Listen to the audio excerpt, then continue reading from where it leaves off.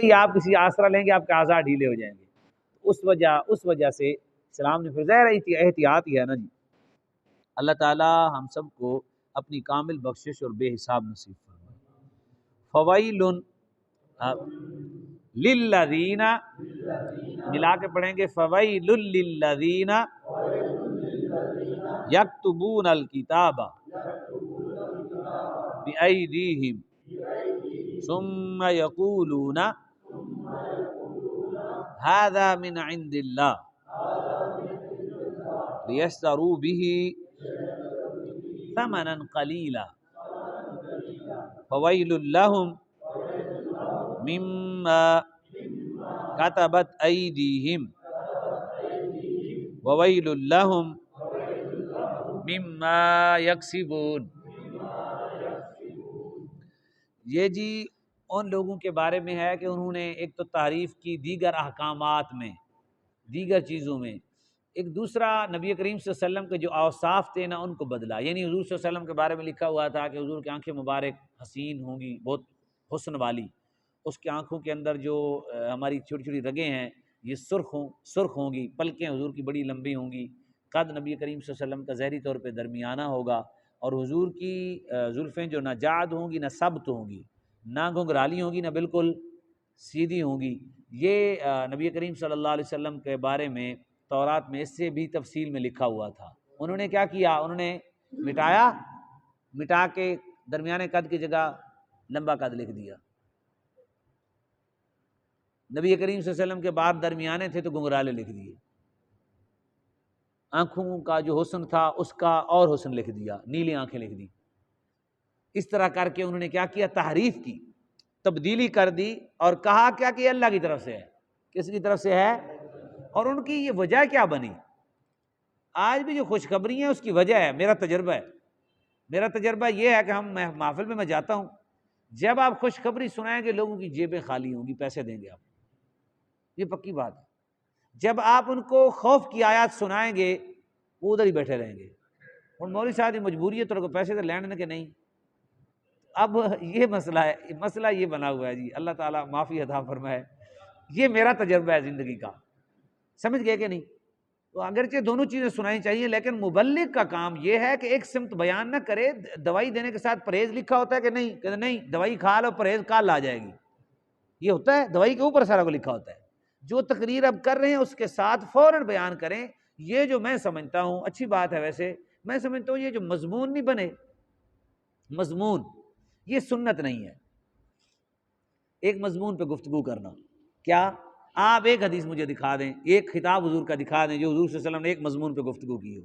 ایک ہی حدیث میں کئی چیزیں حضور بیان فرما دیتے ہیں، اور قرآن پاک کا بھی یہی طریقہ ہے. جب سے مضمون بنے ہیں وہ خوشخبری والا ایک مضمون بنا دیتے ہیں، وہی سنا دیتے ہیں. وہ مضمون بنا دیتے ہیں، سنا دیتے. یہ اپنی طرف سے ہے. کیا ہے؟ اپنی طرف سے ہے. یہ اس زمانے میں ہے، ہر جگہ پہ مضمون پہ تقریر ہوتی ہے کہ نہیں ہوتی؟ اب اچھا یہی سمجھا جاتا ہے کہ مولوی صاحب ایک ہی مضمون پہ گفتگو کریں. تو اگرچہ شاید میری یہ گفتگو ظاہر یہ ہوتی ہے، نیٹ پہ بھی یوٹیوب پہ بھی دوست ڈالتے ہیں، لوگ مجھ سے اختلاف رکھیں، لیکن میں سمجھتا ہوں میں جن خطباء کو جانتا ہوں کامیاب وہی ہوئے ہیں جنہوں نے کسی مضمون پہ تقریر نہیں کی. زیادہ عوام کے دل میں ان کی بات یکا یا قرآن خوف کی بات کرتا ہے، پھر خوشخبری کی بات کر دیتا ہے، جنت کی بات کرتا ہے، پھر جہنم کی بات کرتا ہے. آپ سن نہیں رہے؟ فوراً بات اللہ تبارک و تعالیٰ ایک یہودیوں کا آ رہا ہے، ایک یہودیوں کا صرف علم تو نہیں بیان کیا جا رہا، ان کی ساری زندگی کے طرز بیان کر پھر فوراً جہنم کا بھی ذکر آ جاتا ہے. جنت کی ہلاکت کا ذکر بھی آ گیا، پیچھے پڑا، اور ساتھ ہی ہلاکت کا ذکر بھی آ گیا ان کی باتیں. تو یہ ہے کہ بندہ جب صرف ایک مضمون پہ لگا رہے گا اس وقت پھر ایک ہی جہت میں کام ہوتا ہے، دوسری جہت میں کام نہیں ہوتا. میرا یہ ہے کہ جب بھی چلو مضمون ایک ہے، ان کی مرضی ہے، مضمون کے ساتھ جو بیان کر رہے ہیں اس کی جہت کامل بیان کریں. یعنی حضور کی شفاعت ہی بیان کر رہے ہیں تو فوراً کہیں کہ بھائی حضور کی شفاعت کی 12 اقسام ہیں، حصے بھی نہ چھوڑ دیں. حدیث کے وہ جملے چھوڑ دیتے ہیں جس میں اگلے والی حدیث کا مسئلہ، مطلب حافظ قرآن کا آپ سنتے رہیں کتنے لوگوں کو بخشش کروائیں گے؟ یعنی کئی 7 پشتیں کہتے ہیں، 7 لوگ کہتے ہیں، چلو جو بھی حدیث پاک میں ہے مان لیا، لیکن اگلے والا جملہ کوئی نہیں بیان کرتا. وہ قرآن کے حرام کو حرام جانے، حلال کو حلال جانے. یہ سنا ہے؟ قلیل سنا ہے نا، قلیل سنا ہے، یہ ہے ظلم، یہ اصل چیز کہ اگلے والی جو اصل چیز ہوتی ہے اس کو، جیسے کہ آپ نے سنا نبی کریم صلی اللہ علیہ وسلم سے حضرت ربیہ نے پوچھا، عرض کی، حضور نے پوچھا جو مانگ رہے ہیں مانگ لو، سل ربیہ، انہوں نے کہا کہ مجھے جنت میں اپنی رفاقت عطا فرمائے، وہاں مجھے اپنا جو خدمت گزار رکھ لیں جنت میں۔ حضور نے فرمایا ٹھیک ہے، دعا تیری بات مانی گئی، لیکن تو نے سجدوں سے میری مدد کرنی ہے۔ یہ جملہ سنا ہے؟ سنیں جی، یہ حالات ہیں، یعنی بتانے کا مقصد یہ ہے کہ کم از کم وہ نبی علیہ السلام جو گفتگو فرماتے ہیں وہ کامل بیان کریں۔ اب جب ایک مضمون بیان کریں گے، حدیث کا ایک ٹکڑا بیان کرنا پڑے گا، اگلا حصہ بیان نہیں کریں گے آپ۔ پھر کہہ بھی دیتے ہیں ہم کہ یار یہ حدیث کا یہ حصہ جو ہے نا یہ اس مضمون سے ریلیٹڈ تھا، میں نے اگلا حصہ چھوڑ دیا، وہ ایک حصہ چھوڑ دیا، اگلا وہ وہاں سے چن چن چن چن کے آپ کو تو جوہر دے دیے، موتی دے دیے، اچھی بات ہے، دینا چاہیے تو، لیکن اس میں ہوتا کیا ہے، یا خوف خدا اتنا بیان ہو جاتا ہے تو بندے لرزہ ترنے کے شکر کے موقع کے آگے تو بعد مسیحیں ورنا ہی نہیں، مولوی نے ڈرا کے جناب چیخیں کٹاتی ہیں، یا پھر خوشخبری اس قدر سنائی کہ وہ جو نماز پڑھتا ہے اس نے بھی چھوڑ دی، اس نے کہا کوئی گل نہیں، اللہ دی رحمت بخشے جاواں گے۔ تو یہ چیزیں ہیں، میرے خیال میں آپ میری بات سمجھ گئے ہوں گے۔ اگرچہ لوگ ظاہر ہے میں جو بات کر رہا ہوں حرف آخر نہیں ہے، مجھ سے لوگ اختلاف رکھ سکتے ہیں، لیکن ظاہر ہے میں نے جو تجربہ کیا اس کا یہ ہے کہ کیونکہ میں خود حرف آخر نہیں ہوں، ہمارے بزرگ ہیں، ہمارے علماء ہیں، ہمارے مشائخ ہیں، اچھے اچھے سینئر دوست ہیں، وہ جو ذہن رکھتے ہیں ان کا اپنا ہے۔ اللہ تبارک و تعالیٰ سب کی کوششوں کو قبول فرمائے، جو اچھی نیت رکھتا ہے قبول فرمائے۔ اگلی والی آیت میں اللہ تبارک و تعالیٰ نے فرمایا ہلاکت ہے ان لوگوں کے لیے، ویل کا معنی کیا ہے؟ ان لوگوں کے لیے، یکتبونا کتابت کرنا، یکتبونا، یکتبانے، یہ نصر ینصر کا رشتہ دار ہے جی، یکتبونا لکھتے ہیں کتاب کو، بِأَيْدِيهِمْ اپنے ہاتھوں کے ساتھ، کیا لکھتے ہیں؟ لکھتے ہیں کتاب کو اپنے ہاتھوں کے ساتھ، ہاتھوں کے ساتھ ہوئے تو زبان کے ساتھ ہو، گڑبگڑ ہو جائے تو گڑبگڑ ہی ہے، اللہ تعالیٰ معافی عطا فرمائے۔ اللہ ہمیشہ ہمارا دل، دماغ، ہماری زبان کو اللہ تعالیٰ محفوظ و مامون فرمائے اور حق گویائی کی توفیق عطا فرمائے۔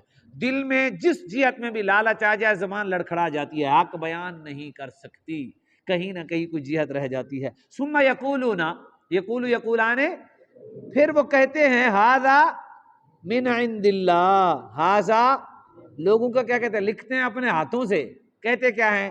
ھذا من عند اللہ، کہتے ہیں اللہ تعالیٰ کی طرف سے ہے، یعنی اللہ کے پاس سے آیا ہے۔ من مانے سے، عند مانے پاس، کیا کہتے ہیں؟ ھذا مانے یہ، کہتے ہیں یہ جناب یہ جو ہے نا یہ اللہ کی طرف سے ہے، لکھتے اپنے ہاتھوں سے ہیں، کہتے کیا ہیں؟ اللہ کی طرف سے۔ یہ بہت بڑا جرم ہے، ہمارے ہاں یہ پایا جاتا ہے، عام طور پہ دوست بیٹھے ہوتے ہیں اپنی ہی زبان میں کہہ دیتے ہیں اللہ تعالیٰ ایسے فرماتا ہے۔ میں نے کثرت سے لوگوں کو دیکھا ہے، اور بڑا تکلیف ہوتی ہے جب ان سے پوچھتے ہیں قرآن کی آیت ہے، کہتے نہیں، تو تب تم نے کیوں کہا اللہ تعالیٰ ایسے فرماتا ہے؟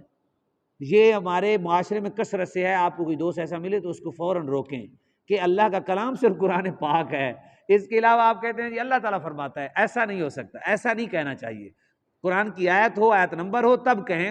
تو یہ ہمارے گاؤں میں جو بوڑھے احباب ہوتے ہیں یا شہر میں بھی اس طرح کے لوگ ہوتے ہیں، وہ بات کرتے کرتے کرتے نا جن کو زیادہ گفتگو کا شوق ہوتا ہے تو وہ کہہ دیتے ہیں کہ یہ اللہ تعالیٰ ویسے فرماتا ہے، اللہ تعالیٰ ایسے فرماتا ہے، تو بات ان کی اپنی ہوتی ہے، یہ بہت بڑا جرم ہے۔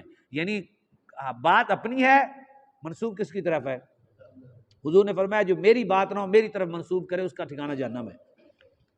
یعنی کوئی ایسے کہہ دے کہ یہ حضور کا فرمان ہے اور حضور کا فرمان نہ ہو، اپنی زبان سے کہہ دے۔ اس لیے میں اکثر کہتا ہوں، آپ سنتے ہیں کہ میں کہتا ہوں مفہوم حدیث ہے۔ کیا مفہوم کا معنی یہ ہے کہ جو فہم مجھے آئی ہے وہ حدیث نہیں، یہ بار بار میں کہتا ہوں، آپ سنتے رہتے ہیں، تو اس لیے کہتا ہوں اس خوف سے۔ کیوں؟ امام بخاری نے حدیث نقل کرنے کے بعد کہا او کما قال، یعنی حدیث پوری نقل کی، سند بھی نقل کی، محنت بھی کی، سارا کچھ کرنے کے بعد کہا کہ جو میں نے نقل کیا ہے یا جو حضور نے فرمایا، یعنی اس خوف سے کہ کہیں یہ حدیث حضور کی طرف میں پکی منسوب کر دوں، گناہ گار نہ ہو جاؤں۔ اتنی تحقیق کے بعد بھی ہمارے بزرگوں نے اتنی احتیاطیں کی ہیں۔ تو یہ ہے جی ان یہودیوں کا طریقہ، کیا کہتے ہیں؟ ثم یقولون ھذا من عند اللہ، ھذا من عند اللہ لیشتروا به ثمنا قلیلا، مشتری کو جانتے ہیں نا، لکھا ہوتا ہے مشتری، اسی سے لیشتروا به، تو وہ کیا کرتے ہیں؟ مشتری خریدنے والا ہوتا ہے جی، کہتے ہیں وہ مال حاصل کرنا چاہتے ہیں، یہ ثمنا قلیلا، اللہ نے فرمایا تھوڑا سا مال حاصل کرنے کے لیے۔ کیوں ایسے کرتے؟ حضور آ گئے تھے اور یہ سردار بھی تھے، علماء بھی تھے، ان کا احترام تھا، ان کے وظیفے تھے، ان کی تنخواہیں تھیں، ان کو پیسے ملتے تھے، ان کی عزت تھی، ان کے ہاتھ چومے جاتے تھے، پاؤں چومے جاتے تھے۔ اگر اب یہ بتاتے ہیں کہ حضور یہی ہیں تو ان کا سارا کوئی ختم ہوتا تھا، حالانکہ ان کی عقل کی باتیں تھیں۔ اگر یہ حضور کو مان لیتے تو اللہ نے ان کو زیادہ عزت عطا فرمانی تھی، اور اس سوچ کی بنا پر انہوں نے کیا کیا، تھوڑے سے مال کے پیچھے اتنا بڑا، یہ تھوڑا کا مال اس لیے ذکر کیا کہ تھوڑے سے مال کے پیچھے دنیا بھی تباہ کی، آخرت بھی تباہ کر دی، انہوں نے آج تک ہلاکت میں ہیں۔ فویل لہم، تو ہلاکت ہے لہم ان کے لیے، جی فویل لہم ہلاکت ہے ان کے لیے، مما کتبت ایدی